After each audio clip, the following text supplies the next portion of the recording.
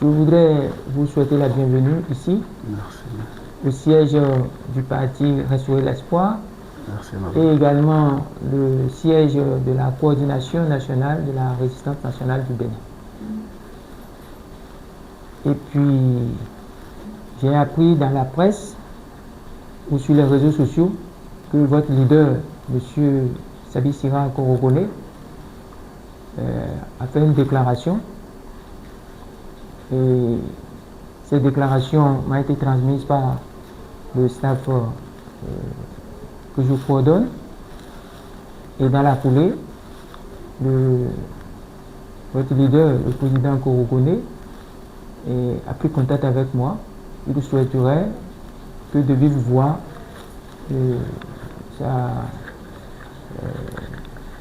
sa délégation, une délégation qui dépêche une délégation ici pour me dire et me transmettre le contenu de sa déclaration qui a circulé sur les réseaux sociaux. Donc voilà l'objet de cette rencontre que nous avons. Et j'ai demandé à Madame Akusson, qui est secrétaire générale du parti Restaurer l'Espoir, et en même temps coordonnatrice nationale de l'administration de la résistance nationale et chargée en même temps de la documentation au sein de la résistance nationale. Donc c'est à dessein que je lui ai demandé, compte tenu de ce que j'ai lu et autres là. Voilà ce que je pourrais dire pour introduire cette séance et vous souhaiter la bienvenue ici. Je vous remercie de votre attention. Merci beaucoup.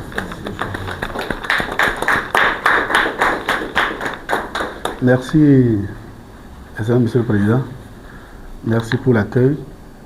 Et comme vous l'avez simplifié, nous sommes porteurs d'un message de la coalition Bénin Debout, dont le président c'est Sabissira Korogone. Pour ne pas trop garder la parole, je vais laisser un porte-parole que nous avons désigné parmi nous lire le contenu de notre document qu'on va vous transmettre. Merci. Merci. Monsieur le Président, nous sommes membres de la délégation de la coalition Bénin Debout CBD et de la vague orange pour la restauration et la démocratie de l'état de droit.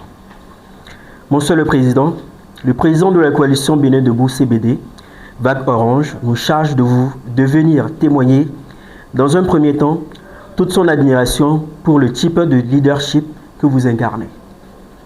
Aujourd'hui, que nous sommes à la croisée des chemins, notre pays que vous aimez si tant nous appelle. En effet, notre brave peuple opprimé a besoin d'un guide pour se sortir des griffes de prédateurs sans foi ni loi. Les difficultés vécues par notre peuple ces 10 dernières années l'ont tellement éprouvé au point où il n'a plus d'énergie de tenir une minute de plus dans les mêmes conditions. Monsieur le Président, la lutte pour le retour à nos fondamentaux ne pourrait se faire et se gagner contre la dictature que sous votre leadership, car vous êtes aujourd'hui le seul capable d'indiquer le chemin de la victoire.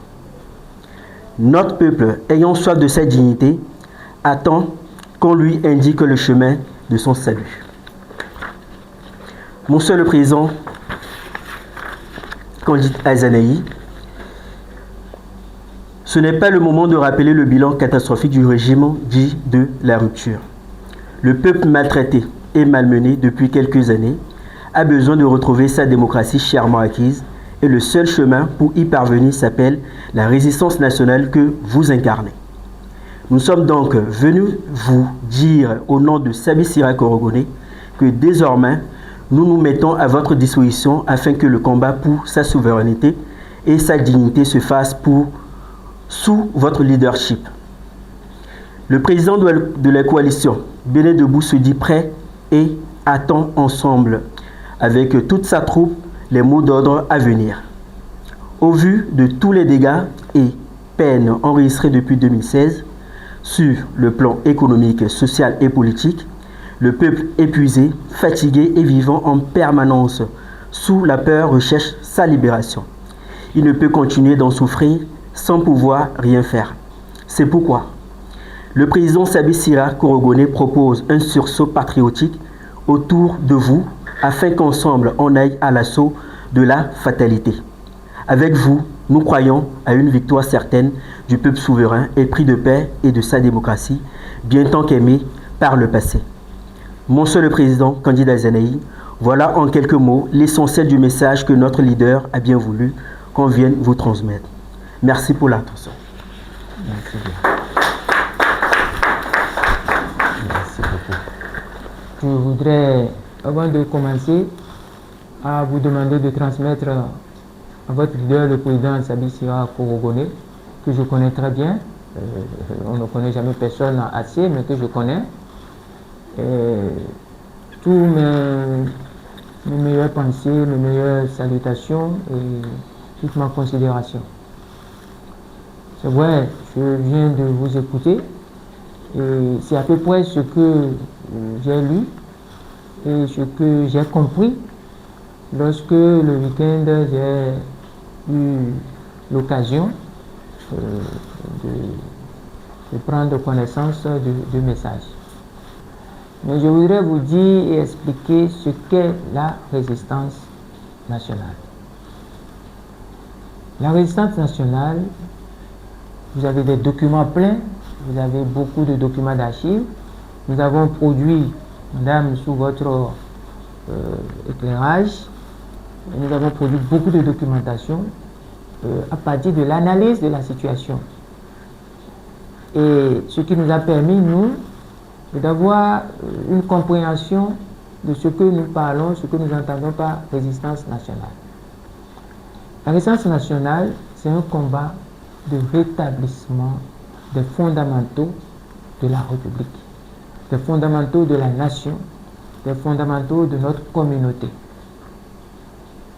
C'est tout. La résistance nationale n'est pas autre chose que cela.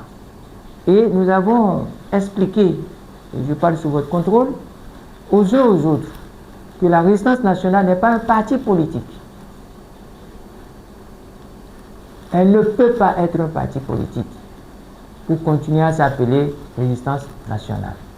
La résistance nationale est un mouvement de l'ensemble du peuple contre une mise en veilleuse des principes qui fondent le vivre ensemble, qui fondent même du pacte républicain. Et ce pacte républicain, pour notre pays, a une origine, a un repère que nul ne peut transgresser. Ce repère, qu'on le veuille ou non, et jusqu'à nouvel ordre, c'est la conférence nationale. Le seul repère que nous avons est la conférence nationale. La conférence nationale, je le dis à tout le monde, n'est pas une option facultative. C'est une imposition impérative. Pour faire un peu de redondance ou de tautologie, c'est obligatoire. Personne ne peut transgresser la conférence nationale. Pourquoi? Je suis que vous savez, mais je vais vous rappeler. L'histoire du pays, de notre pays, nous a fait basculer de république en république. De la république du Dahomey, en 1958, nous sommes revenus à la république du Dahomey même en 1960. Mais curieusement, en 1972, il y a eu un événement majeur tout au long de notre histoire. Cet événement majeur de 1972 est le coup d'État perpétré par des officiers. Coup d'État à l'issue duquel, paix à son âme, chef de bataillon, devenu plus tard général, Mathieu Kérékou a pris le pouvoir. Mais en 1972, la République du Dahomey était toujours la République du Dahomey. Mais en 1975, nous avons changé de nom pour nous appeler, pour donner à notre pays le nom de République populaire du Bénin. La République populaire du Bénin est fondée sur une nouvelle constitution bâtie, orientée et complètement taillée dans un principe philosophique, une option philosophique que les gens ont appelé le marxisme-léninisme. Et à partir de là, c'est taillé dans un système unipartisan. Certains disent système monocolore. Mais pour être plus précis, c'est taillé dans un système de parti unique, de pensée unique, de suppression de toutes les divergences, de toutes les contradictions. Il faut qu'on revienne à cela. Et cela a duré assez longtemps. Je n'apprends rien à personne. J'étais jeune. Moi. Nous étions jeunes, des jeunes, nombreux jeunes de ma génération.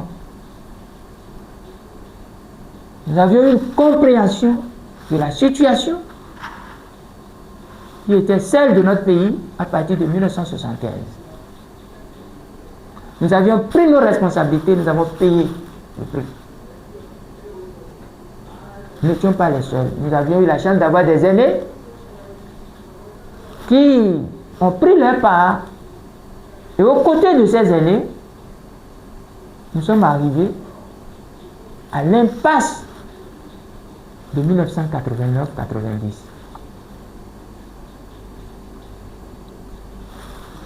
En 1990, la lutte qui a commencé a abouti à la conférence nationale. C'est vrai qu'il y a plusieurs conjonctions de facteurs qui ont amené à cela. Mais ce sur quoi je veux insister, c'est que la conférence nationale a opéré un virage diamétralement opposé au système marxiste-léniniste, au système de pensée unique, au monolithisme politique. Et la conférence nationale n'a pas simplement pris l'option d'un virage à 180 degrés de tout ce que le PRPB faisait, mais la conférence nationale a donné des indications précises touchant à la question de pensée unique. La conférence nationale a interdit au Bénin la pensée unique. C'est-à-dire le fait que une seule personne s'accapare du pouvoir, un seul groupe s'accapare du pouvoir, et c'est inscrit dans la Constitution. C'est une première grande décision. C'est ça que nous avons appelé le pluralisme politique,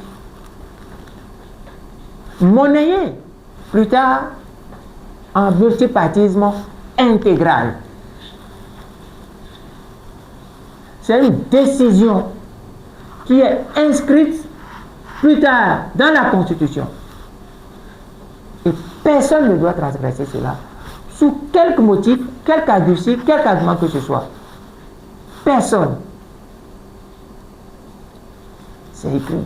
S'il y a des contradicteurs qui pensent que ce que nous sommes en train de dire, ce que je suis en train de dire est erroné, qu'ils donnent les textes, qu'ils citent les textes et qu'on retourne au témoignage. Personne ne peut accepter le monolithisme à partir de 1990. Mais ce que vous devez savoir, et c'est ce que le président Korogoné le sait, c'est que la conférence nationale a mis fin à la République populaire du Bénin.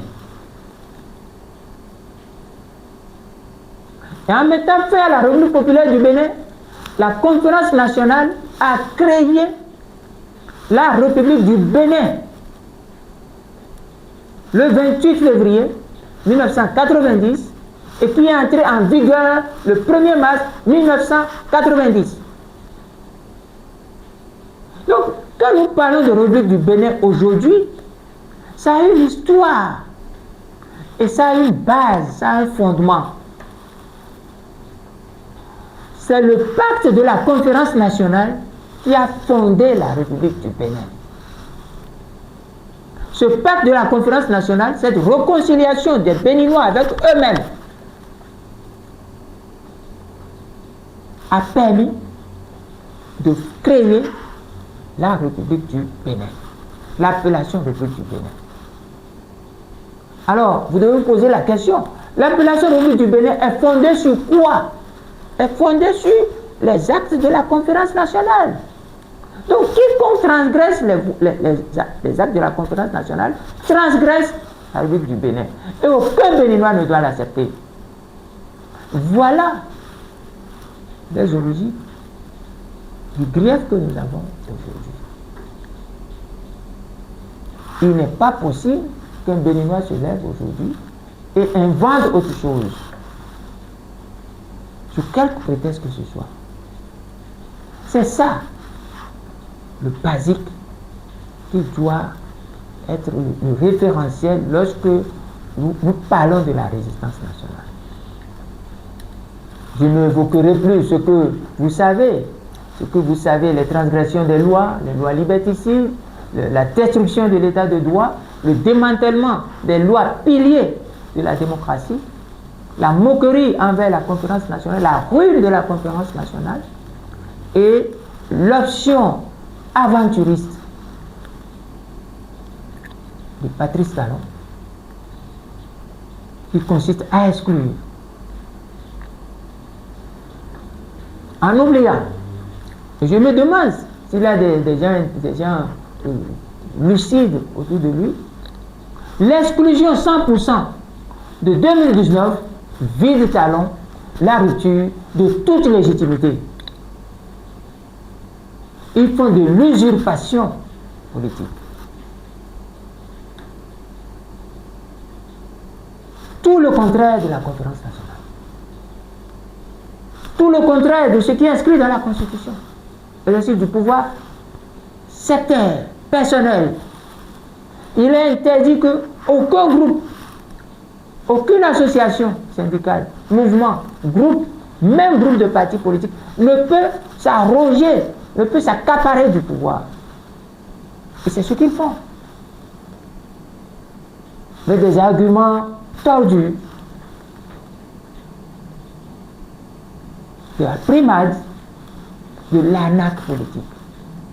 En criant. On nous rassemble, nous, on crie en mentant. On se lève pour dire, mais vous pouvez organiser un congrès la nuit et m'amener le document, vous irez. Et voilà où ça a mené. La résistance nationale, vous devez retenir, vous le savez, je vous rappelle, ce qui va nous lier, c'est ça. C'est le refus de concevoir le certificat de conformité comme quelque chose de normal, de démocratique.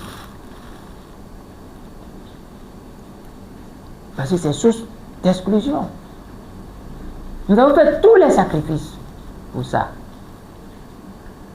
Nous avions dit le 18 février à l'hôtel Azalaï. On fait une déclaration que j'ai lue. Quand je lisais cette déclaration, il y avait le président Nicéphore Soglo, le président Yahi Boni, personne là, Madame Diara Soglo, il y avait tout le staff.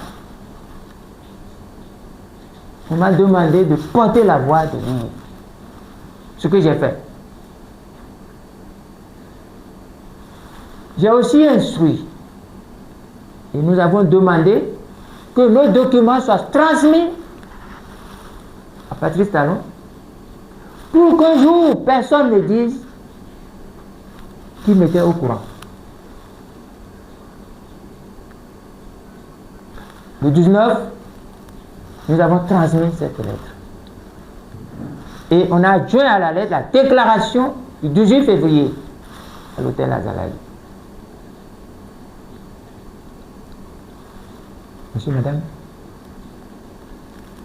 l'ouverture du dépôt des dossiers était pour le 22 février et devait être close le 26 février. Carlon Trèves nous reçoit le 25 février, dans l'après-midi. Nous scotche au palais pour nous raconter des choses qui n'existent même pas, jusqu'à être incapable de lire les articles sur lesquels il fondait son argumentation. Il était incapable de lire. La seule chose dont il était capable, c'était de crier, de nous traiter de tout, d'avoir des arguments qui ne tiennent pas. Il opérait un coup d'État. L'explosion un coup d'État.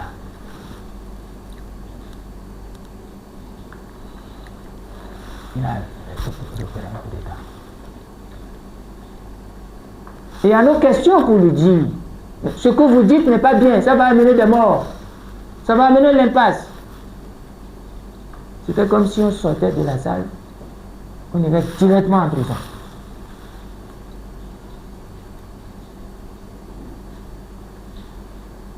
Et c'est comme ça que le soir, là, la nuit qui tombait déjà, ce monsieur nous regarde, nous là.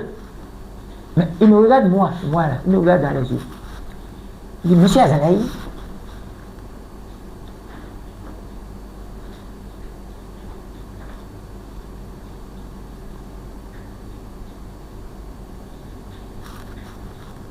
parfois, il faut se contenir.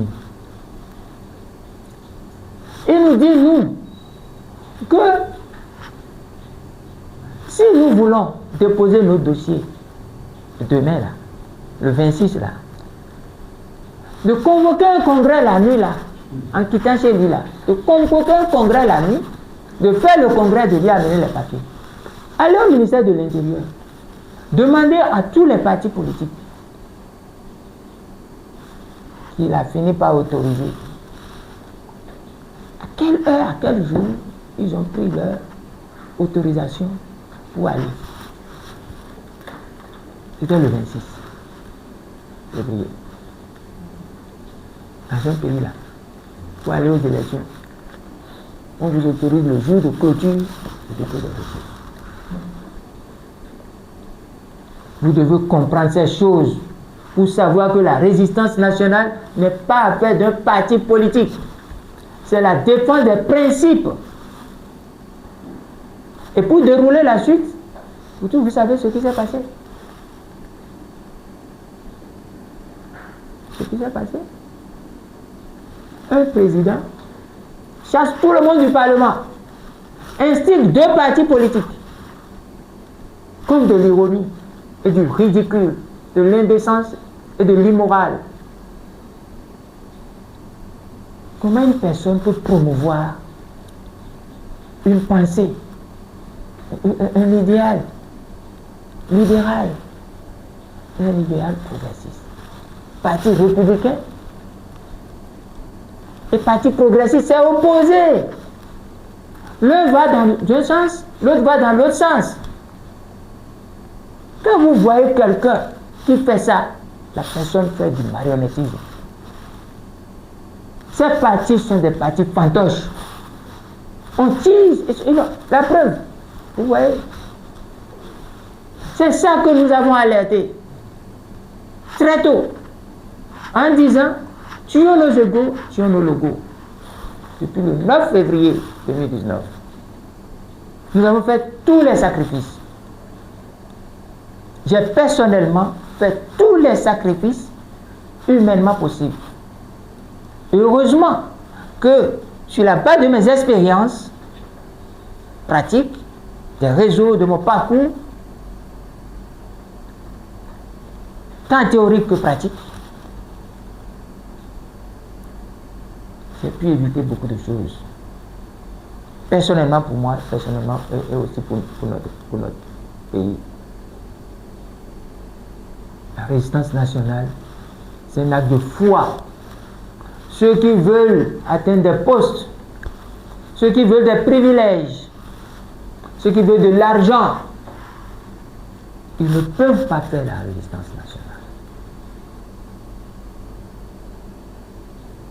Ceux qui sont des irrésolus, ceux qui sont friands, chantres, experts, promoteurs de la compromission, ils ne peuvent pas.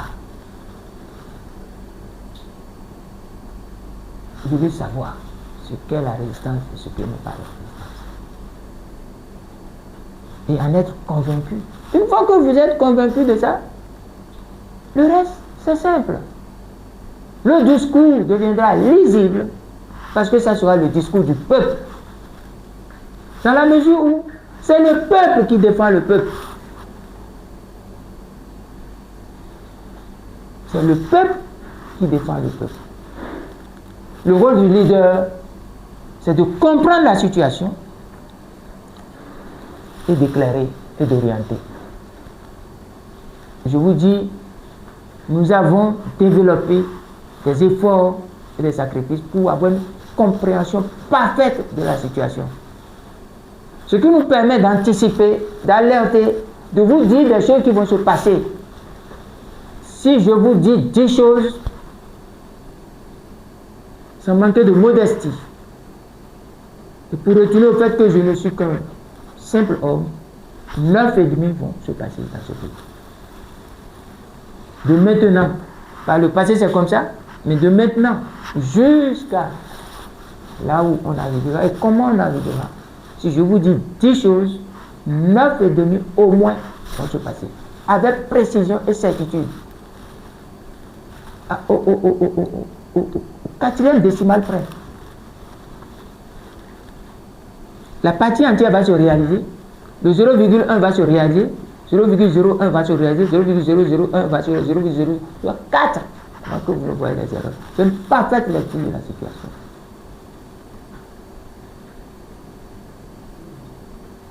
C'est ça.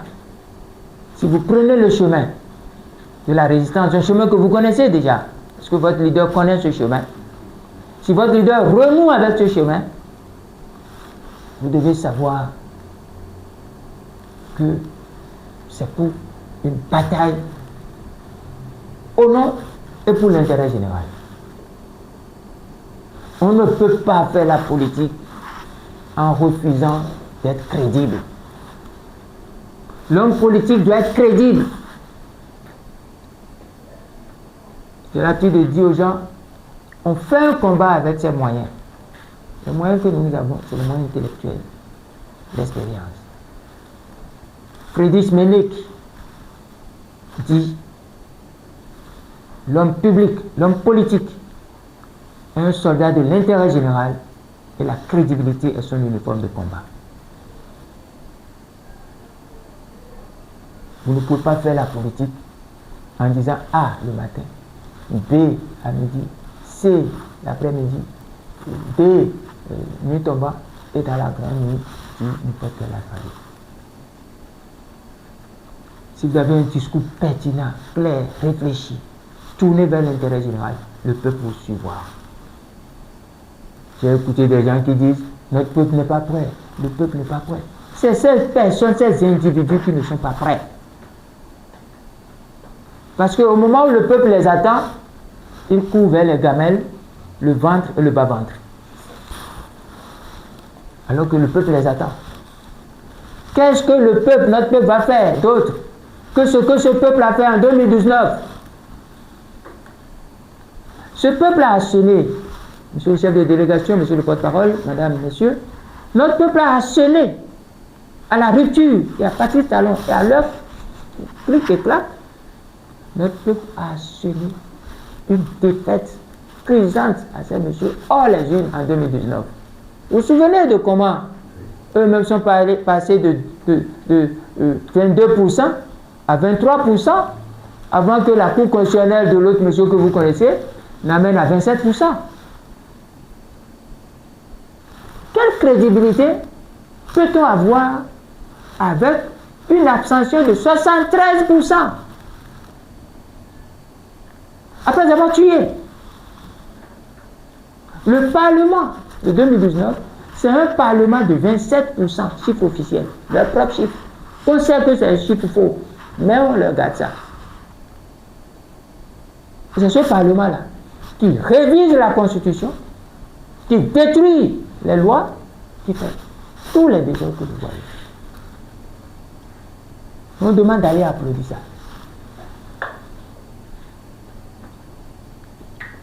C'est ça la question de fond. C'est ça le débat de la résistance. Ce n'est pas autre chose.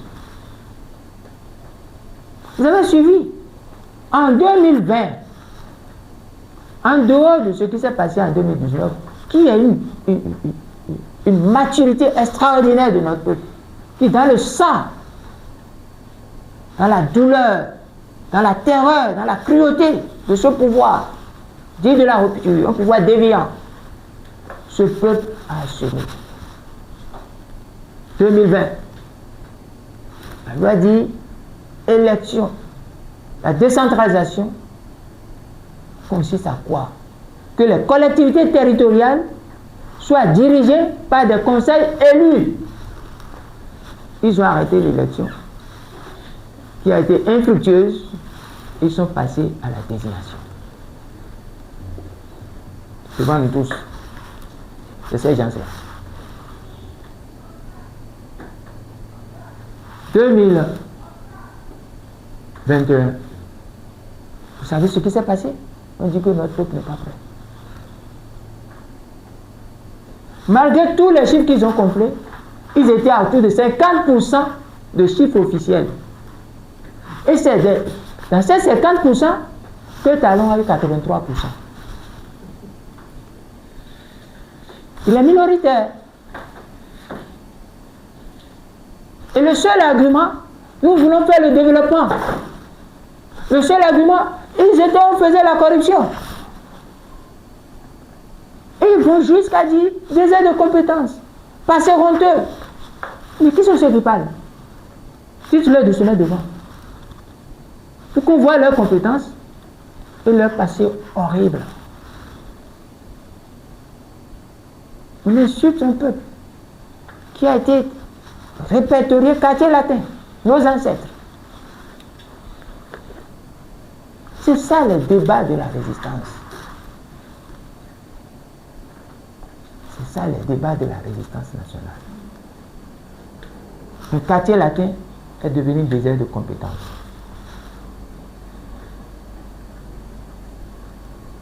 Et ça n'a pas suffi. Nous avons eu une épopée glorieuse avec nos combattants, nos héros, du nord au sud, de l'est à l'ouest. Vous prenez n'importe quel endroit de notre pays, vous allez identifier des héros historiques. Au nord, il y en a. Au nord-est, il y en a. Au nord-ouest, il y en a. À l'est, sud, à l'est, nous avons. Au centre, nous avons. Au sud, ouest, si on se souvient simplement des rivers de Sakoué, nous avons. Et on dit que nous avons un passé honteux. Vous savez, le mal, certains ne veulent pas comprendre le mal. Mais quand nous nous sommes vus et que nous avons analysé, nous avons dit, ce n'est pas qu'ils ne veulent pas comprendre. Ils comprennent mieux que quiconque. Que c'est des gens dangereux, qui spéculent, qui vendent, qui commercialisent la misère de notre peuple et la souffrance de notre peuple. Dans un contexte d'effacement de l'histoire, de dépossession de la nation. Tous nos lieux de référence, on efface jusqu'à nos identités mémorielles. C'est ça la résistance. Et même s'il y avait des problèmes, est-ce que c'est un seul individu qui va se lever pour dire de régler? Moi j'ai dit il n'y a aucun problème. Comme il n'y a aucun problème sur notre système partisan, il n'y avait aucun problème. J'ai été témoin de notre histoire depuis le PRPB, la dictature du PRPB, jusqu'à la conférence nationale et à aujourd'hui. Nous n'avions aucun problème sur le système partisan. Quel que soit le nombre de partis qu'on vous dit, qui a toujours représenté à l'Assemblée nationale entre 11 et 13. Donc c'était un mensonge pour déstabiliser. Et tout ce que je viens du système partisan a abouti à quoi? Au système départisan. Toute la réforme de Talon, qu'on appelle réforme politique système partisan, c'est un système départisan. La déforme, ce qu'on appelle, Talon n'a pas fait de réforme, il a fait des déformes. C'est ça ce que vous allez comprendre. Et pour être sûr, vous devez retourner aussi à 2023 pour voir quelle a été la grandeur de notre peuple. Notre peuple a été grand, immensement grand. Le résultat sorti des urnes, affiché officiellement par le pouvoir, est quoi? 37-38%. Et 62% d'abstention. Je n'invente aucun chiffre, c'est les chiffres. Ça veut dire quoi? Je l'ai expliqué à plusieurs reprises. Je vous le dis encore. Ça veut dire quoi? Ça veut dire que 62% ont refusé d'accorder la moindre confiance à ce qui se passe. Donc, il ne reste que 38%. C'est ces 38%-là que vous retrouvez qui s'appelle député. Donc c'est une minorité qui représente le peuple. Un peuple ne peut pas se faire représenter par une minorité. Mais là n'est pas le problème que vous devez analyser. Je l'ai fait et je le fais à chaque occasion. Et vous allez dire au président Korogoné de zoomer vos analyses, vos réflexions sur ces éléments. 38%, c'est UPR plus BR plus les démocrates. 38%. Et plus satellites. Les petits accompagnateurs qui les accompagnent. Donc certains se sont fourvoyés dans tous les désordres que vous connaissez. Mais lorsque vous prenez 38%, c'est dans cette minorité-là que la rupture est majoritaire et que les démocrates sont minoritaires. Et j'ai dit et analysé que le parti des démocrates est la minorité de la minorité. Est la minorité de la... c'est un parti minorité de la minorité. Et la rupture est majoritaire de la minorité. Parce que la rupture, plus les démocrates, sont incapables de basculer la majorité de leur côté. En quoi on peut dire que notre peuple n'est pas au rendez-vous, n'est pas prêt? Comment notre peuple va être prêt? Parce que notre peuple va répondre aux abeilles de Kiliban, aux chasseurs de Tchaourou, aux actes de vandalisme? Non. Celui qui vous parle, j'ai été traité de tous les noms, de toutes les insanités, de tous les saletés. Mais la résistance, c'est ça aussi.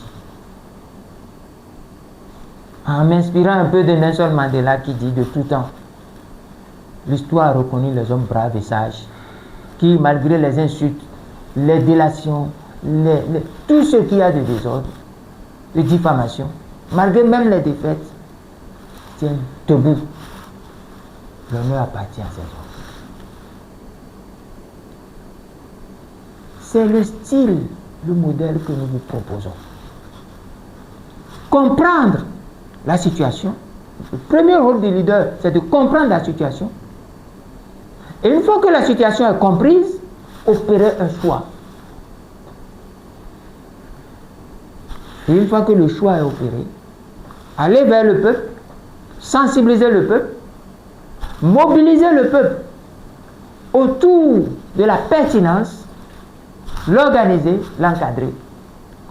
Parce que aucun individu ne peut faire la violence.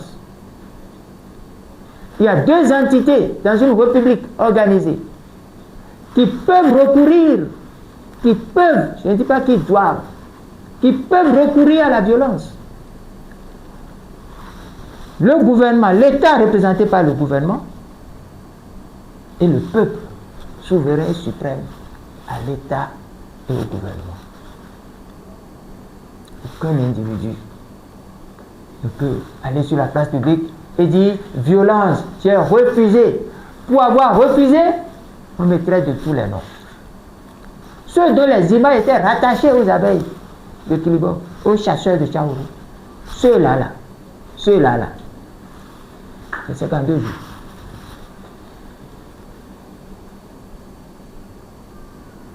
Après, ils ont sapé la nuit. Je suis obligé de vous faire ce survol-là pour vous dire, c'est ça le but. Vous devez identifier tous les autres éléments, les tueries, les exclusions, les prisonniers, tout, et intégrer dans votre discours, dans votre manière de faire. Chacun à son niveau. La résistance n'a pas un président. Dans la résistance, il n'y a pas une hiérarchisation. Personne n'est grand, personne n'est petit. Il n'y a pas de petits mouvements, il n'y a pas de petits partis dans la résistance. Dans la résistance, comme je l'ai expliqué, on nous demande de nous mettre ensemble, en tuant nos logos, en tuant nos égos. On ne nous demande pas de nous hiérarchiser. Parce que chacun fait la résistance en s'inspirant des tâches, des devoirs, des incompréhensibles d'une lutte de résistance. C'est d'ailleurs pour ça que nous n'avons pas de président de la résistance, nous avons la coordination nationale de la résistance. Nous coordonnons les actions. Et ceux qui coordonnent doivent être des modèles de référence, de constance, de pertinence, de clarté, de vision, d'alerte. Aucun d'entre eux n'a notre capacité d'analyser, d'anticiper les choses. C'est ce que je peux vous dire aujourd'hui. Parce que l'instant ne se prête pas à ce que j'aille plus. Je parle sous votre contrôle. Quand nous avons analysé l'instant là, pour des raisons stratégiques, l'instant ne permet pas que j'aille plus. L'instant permet que je reçoive votre déclaration, que j'en prenne acte, que je confie ça à l'équipe de réflexion qui est en cours, parce que vous savez que ces temps-ci, je reçois beaucoup de gens, je consulte beaucoup, je reçois de tous les camps et de tous les bords. Et je dois marquer une sérénité, une précision, pour que tout ce que nous sommes en train de faire puisse aller. Donc, Madame, Monsieur, Monsieur le Président, Monsieur le chef de délégation, Monsieur le porte-parole, voilà ce que je pouvais vous dire. Les autres, quand nous allons finir les réflexions, quand nous allons intégrer tout, je vous ferai le retour. Et ensemble, nous verrons ce que nous allons faire. Parce que ce n'est pas une affaire personnelle. Je ne sais pas si vous comprenez. Exactement.